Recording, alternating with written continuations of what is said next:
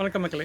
இன்றைக்கி ஒரு குட்டி ஸ்டோரி, மோஸ்ட்லி குழந்தைங்களுக்காக. நம்ம எல்லாம் சின்ன வயசில் இருக்கிறப்ப நம்மளுக்கு ஒரு கதை சொல்லியிருப்பாங்க. முயலும் ஆமையும் வந்து ஒரு ரேஸில் வந்து பங்கு பெற்றுச்சான். உங்களுக்கே தெரியும், முயல் வந்து ஃபாஸ்ட்டாக போகும். ஏன்னா அது ரேபிட். ஃபாஸ்ட்டாக போயிட்டு எண்டிங் பாயிண்ட்டு முன்னாடி டயர்டாகி படுத்து தூங்கிச்சான். ஆமை வந்து ஸ்லோ அண்ட் ஸ்டடியாக வந்து ரேஸில் வெற்றி பெற்றுச்சு அப்படின்னு சொல்லியிருப்பாங்க. நம்மளுக்கு இதில் மாரல் ஸ்டோரி என்ன சொல்லியிருப்பாங்க? ஸ்லோவாக ஸ்டடியாக லைஃப்பில் எப்போ பார்த்தாலும் ரேஸ் நீ போயிட்டே இருக்கணும் and all that. But fact of the matter என்ன அப்படின்னா, இப்போ உள்ள இந்த so called fast pace stressful லைஃப்பில் நீங்கள் எவ்வளோ ஸ்பீடாக போகிறோங்கிறது முக்கியமே இல்லை, அண்ட் எவ்வளோ ஸ்லோவாக போகிறோங்கிறது முக்கியமே இல்லை.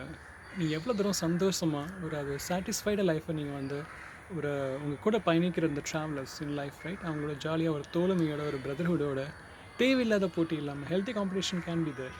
அண்ட் இந்த பொறாமையை அறவே வச்சுட்டு சந்தோஷமாக சாட்டிஸ்ஃபைடாக பயணிக்கிறீங்களே, அதான் அந்த லைஃபே வந்து உங்களுக்கு ஒரு பியூட்டிஃபுல்லாக இருக்கும். So let's try to follow that மக்களே. ஒரு ஜேர்னியவும் நம்ம என்ஜாய் பண்ணி பழகுவோம்.